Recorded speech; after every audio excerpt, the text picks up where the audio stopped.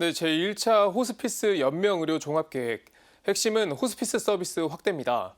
내년부터 가정형 호스피스가 도입되고 대상 질환도 단계적으로 늘어났는데요. 국가 호스피스 연명의료위원회 위원이신 장윤정 중앙호스피스 센터장과 좀 더 자세한 얘기 나눠보겠습니다. 센터장님, 안녕하세요. 안녕하십니까. 자, 먼저 정부가 호스피스 서비스 확대를 좀 결정한 배경이 궁금합니다. 사실 우리나라는 1965년도에 아시아 최초로 호스피스가 건립된 나라입니다. 그럼에도 불구하고 제대로 확산이 안 됐었는데요. 2003년부터 정부가 시범 사업을 시작해서 말기 암 환자 대상의 호스피스 완의료 서비스를 의료기관에서 이제 활성화하기 시작하였고, 2008년도부터는 말기암 환자 완화의료 전문기관을 지정하였으나 이제는 연명의료 결정법에 따라서 대상 질환을 확대하고 서비스 유형을 다양화하기 위해서 종합계획을 발표하게 되었습니다. 그렇군요. 자, 그런데 호스피스 서비스를 확대하려면 좀 병상도 많이 필요할 것 같고요. 또 재원도 많이 필요할 것 같아요. 이런 점은 어떻게 계획하고 계신가요?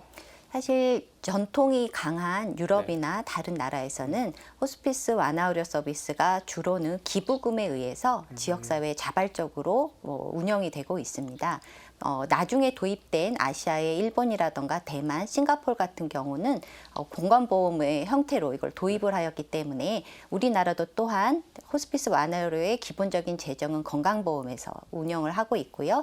비의료적인 서비스는 현재는 국고보조금으로 호스피스 전문기관을 지원하고 있습니다. 또한 기관에 따라서는 또 자발적인 후원금 모집을 적극적으로 하여서 환자와 가족들에게 도움을 주고 계십니다. 그렇군요.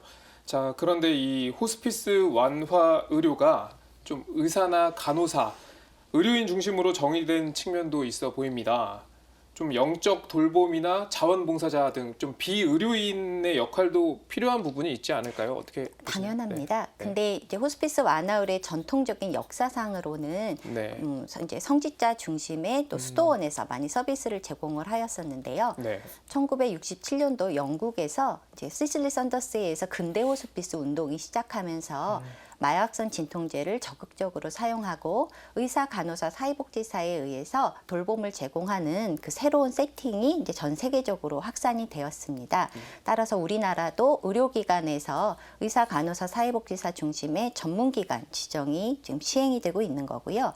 그럼에도 불구하고 전인적 돌봄을 위해서 영적 돌봄이나 자원봉사자 활동도 지속적으로 활성화되고 있습니다. 그렇군요. 자, 이번 계획을 다시 보면 연명의료 중단 결정이 가능한 의료기관이 5년 안에 4배 이상 늘어납니다. 천주교는 이 연명의료 중단이 생명 경시풍조로 이어질 것을 좀 우려하고 있는데요. 이 부분은 어떻게 바라보세요?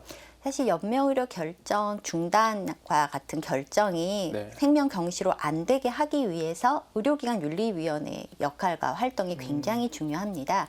지금도 아무 의료기관에서나 이것을 결정하거나 이행하지 못하고 의료기관 윤리위원회를 두도록 하고 있는 것이 기본적인 의료인의 교육과 함께 또 연명의료 결정에 따라서 환자가 모든 의료가 중단되는 것이 아니라 지속적인 임종돌봄 서비스가 제공돼야 되는 그런 체계를 갖추는 것이 굉장히 중요합니다. 연명의료 중단에 대한 결정은 생명을 중지하거나 안락사를 시키고자 하는 의도가 전혀 아니며 자연스럽게 인간이 맞게 되는 죽음의 과정을 함께 돌보게 하기 위한 중요한 결정이고 이행이라고 할 수 있습니다. 제대로 된다면 생명 경시 풍조로 이어질 거는 좀 걱정하지 않아도 된다는 말씀이시죠? 그렇게 안 되게 하기 위해서 윤리위원회의 활동과 또 윤리교육 또 그를 위한 사실 우리나라 보건의료 체계에서는 임종과정 환자를 위한 돌봄이라는 개념이 없습니다. 그래서 그런 새로운 의료의 또 필요가 필요하다고 할 수 있습니다. 아, 그렇군요. 자, 아직도 그런데 호스피스라고 하면 죽음부터 떠올리거나 좀 거부감을 갖는 분들이 많이 있습니다. 그래서 좀 인식 개선도 많이 필요해 보이는데요. 이런 분들에게 좀 어떤 말씀을 해주실 수 있으시겠어요?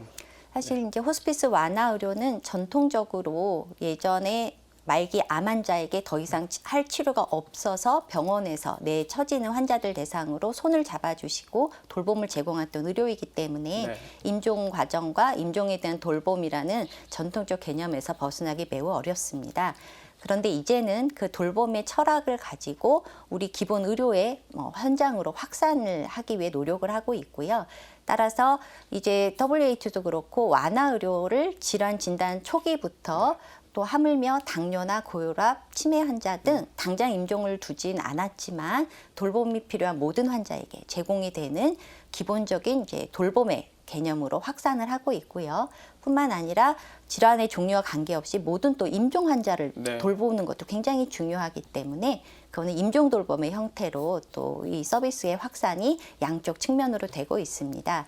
그래서 저희는 호스피스 완화 의료가 치료의 중단이나 웰다잉처럼 잘 죽게 하자는 것이 아니라 환자의 모든 고통에 함께 하고자 하는 돌봄이라고 받아들여 주시기를 바라며 이의 개선을 위해서는 사실 의료인이나 정부만 노력해서는 가능하지 않습니다. 그래서 이제 평화방송이라든가 가톨릭계에서도 계속 돌봄의 실천을 위해서 노력해 주시기를 부탁드립니다. 네, 환자의 고통을 함께하는 돌봄이라는 이야기를 해주셨고요. 네, 지금까지 장윤정 중앙호스피스 센터장과 호스피스 서비스 확대에 대한 이야기를 나눠봤습니다. 센터장님 오늘 말씀 고맙습니다.